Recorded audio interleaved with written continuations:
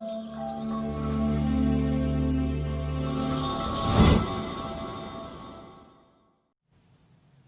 प्यारे देशवासियों, नमस्कार।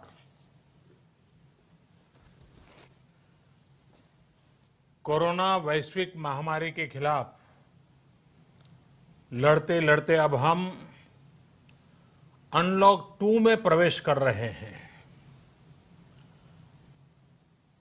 और हम उस मौसम में भी प्रवेश कर रहे हैं जहां सर्दी, जुकाम, खांसी, बुखार, ये सारे न जाने क्या क्या होता है, ये मामले बढ़ जाते हैं। ऐसे में मेरी आप सभी देशवासियों से प्रार्थना है कि ऐसे समय अपना ध्यान रखिए। साथियों, ये बात सही है कि अगर कोरोना से होने वाली मृत्यु दर को देखें तो दुनिया के अनेक देशों की तुलना में भारत संभली हुई स्थिति में है। समय पर किए गए लॉकडाउन और अन्य फैसलों ने भारत में लाखों लोगों का जीवन बचाया है, लेकिन हम ये भी देख रहे हैं कि जब से देश में अनलॉक 1 हुआ है, व्यक्तिगत और सामाजिक व्यवहार में लापरवाही जरा बढ़ती ही चली जा रही है। पहले हम मास्क को लेकर, 2 गज की दूरी को लेकर 20 सेकंड तक दिन में कई बार हाथ धोने को लेकर बहुत सतर्क थे, लेकिन आज जब हमें ज्यादा सतर्कता की जरूरत है तो लापरवाही बढ़ना बहुत ही चिंता का कारण है। साथियों, लॉकडाउन के दौरान बहुत गंभीरता से नियमों का पालन किया गया था। अब सरकारों को, स्थानीय निकाय की संस्थाओं को, देश के नागरिकों को फिर से उसी तरह की सतर्कता दिखाने की जरूरत है। विशेषकर कंटेनमेंट जोन्स, उस पर तो हमें बहुत ध्यान देना होगा। जो भी लोग नियमों का पालन नहीं कर रहे हैं, हमें उन्हें टोकना होगा, रोकना होगा और समझाना भी होगा। अभी आपने खबरों में देखा होगा, एक देश के प्रधानमंत्री पर 13,000 रुपये का जुर्माना इसलिए लग गया क्योंकि वो सार्वजनिक स्थल पर मास्क पहने बिना गए थे। भारत में भी स्थानीय प्रशासन को इसी चुस्ती से काम करना चाहिए। ये 130 करोड़ देशवासियों के जीवन की रक्षा करने का अभियान है। भारत में गांव का प्रधान हो या देश का प्रधानमंत्री, कोई भी नियमों से ऊपर नहीं है।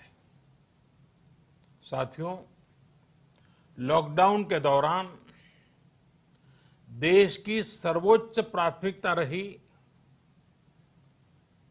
ऐसी स्थिति न आए कि किसी गरीब के घर में चूल्हा न जले। केंद्र सरकार हो, राज्य सरकारें हो, सिविल सोसाइटी के लोग हों, सभी ने पूरा प्रयास किया कि इतने बड़े देश में हमारा कोई गरीब भाई बहन भूखा न सोए। देश हो या व्यक्ति, समय पर फैसले लेने से, संवेदनशीलता से फैसले लेने से किसी भी संकट का मुकाबला करने की शक्ति अनेक गुना बढ़ जाती है। इसलिए लॉकडाउन होते ही सरकार प्रधानमंत्री गरीब कल्याण योजना लेकर आई। इस योजना के तहत गरीबों के लिए 2.25 लाख करोड़ रुपए का पैकेज दिया गया। साथियों, बीते 3 महीनों में 20 करोड़ गरीब परिवारों के जनधन खातों में सीधे 31,000 करोड़ रुपया जमा करवाए गए हैं। इस दौरान 9 करोड़ से अधिक किसानों के बैंक खातों में 18,000 करोड़ रुपए जमा हुए हैं। इसके साथ ही गांवों में श्रमिकों को रोजगार देने के लिए प्रधानमंत्री गरीब कल्याण रोजगार अभियान तेज गति से आरंभ कर दिया गया है। इस पर सरकार 50,000 करोड़ रुपए खर्च कर रही है। लेकिन साथियों, एक और बड़ी बात है जिसने दुनिया को भी हैरान किया है, आश्चर्य में डुबो दिया है।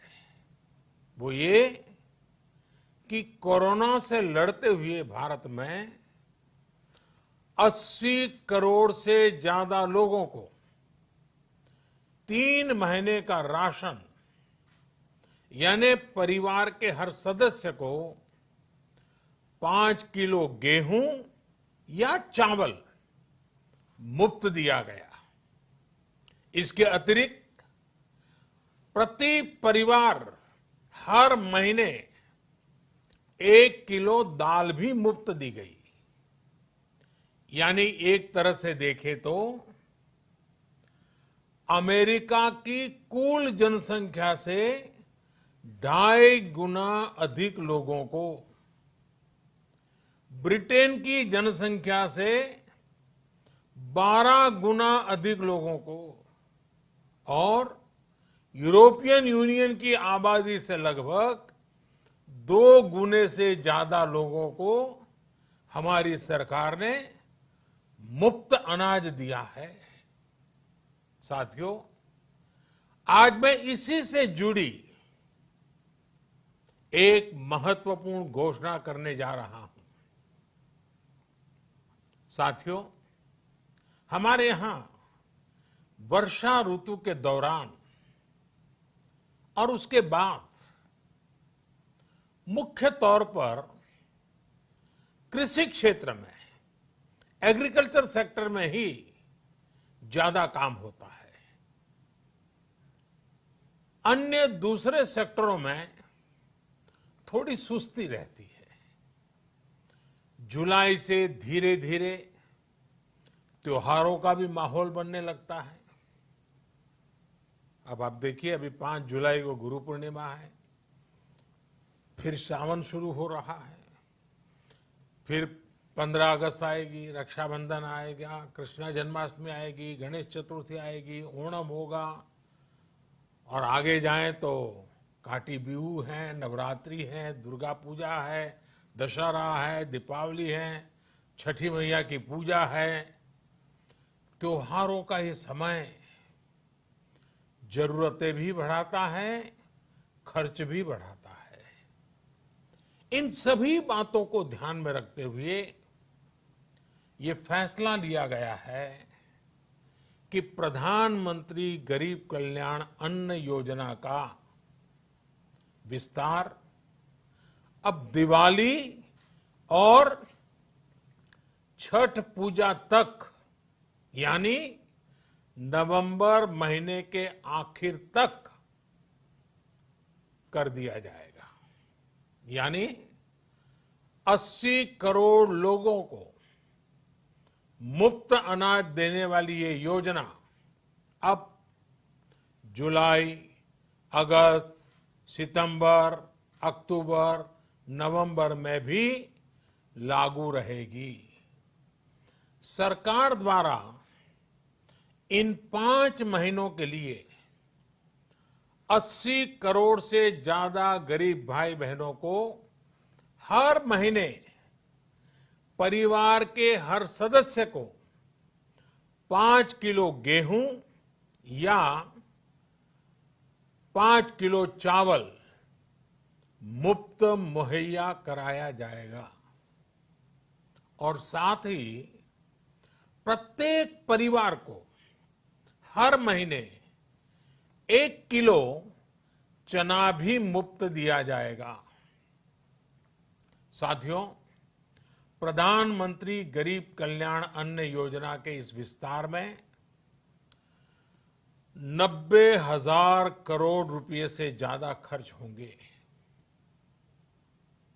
और अगर इसमें पिछले 3 महीने का खर्च भी जोड़ दें तो ये करीब करीब 1.5 लाख करोड़ रुपया हो जाता है। अब पूरे भारत के लिए हमने एक सपना देखा है। कई राज्यों ने तो बहुत अच्छा काम भी किया है। बाकी राज्यों पर भी हम आग्रह कर रहे हैं कि इसको काम को आगे बढ़ाएं। और काम क्या है? अब पूरे भारत के लिए एक राशन कार्ड की व्यवस्था भी हो रही है। यानी एक राष्ट्र एक ration card, one nation one ration card. इसका सबसे बड़ा लाभ उन गरीब साथियों को मिलेगा जो रोजगार या दूसरी आवश्यकताओं के लिए अपना गांव छोड़ करके कहीं और जाते हैं, किसी और राज्य में जाते हैं। साथियों, आज गरीब को, जरूरतमंद को सरकार अगर मुफ्त अनाज दे पा रही है तो इसका श्रेय प्रमुख रूप से 2 वर्गों को जाता है। पहला, हमारे देश के मेहनती किसान, हमारे अन्नदाता। और दूसरा, हमारे देश के ईमानदार टैक्स पेयर। आपका परिश्रम, आपका समर्पण ही जिसकी वजह से देश ये मदद कर पा रहा है। आपने देश का अन्न भंडार भरा है, इसलिए आज गरीब का, श्रमिक का चूल्हा जल रहा है। आपने ईमानदारी से टैक्स भरा है, अपना दायित्व निभाया है, इसलिए आज देश का गरीब इतने बड़े संकट से मुकाबला कर पा रहा है। मैं आज हर गरीब के साथ ही देश के हर किसान, हर टैक्स पेयर का हृदय से बहुत बहुत अभिनंदन करता हूं, उन्हें नमन करता हूं। साथियों, आने वाले समय में हम अपने प्रयासों को और तेज करेंगे। हम गरीब, पीड़ित, शोषित, वंचित हर किसी को सशक्त करने के लिए निरंतर काम करेंगे। हम सारी एहतियात बरतते हुए इकोनॉमिक एक्टिविटीज को और आगे बढ़ाएंगे। हम आत्मनिर्भर भारत के लिए दिन रात एक करेंगे। हम सब लोकल के लिए वोकल होंगे।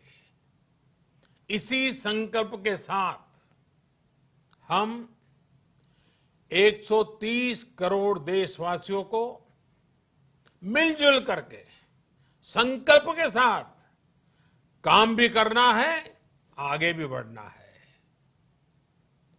फिर से एक बार मैं आप सबसे प्रार्थना करता हूं, आपके लिए भी प्रार्थना करता हूं, आपसे आग्रह भी करता हूं, आप सभी स्वस्थ रहिए, 2 गज की दूरी का पालन करते रहिए, गमछा, फेस कवर, मास्क ये हमेशा उपयोग कीजिए। कोई लापरवाही मत बरतिए।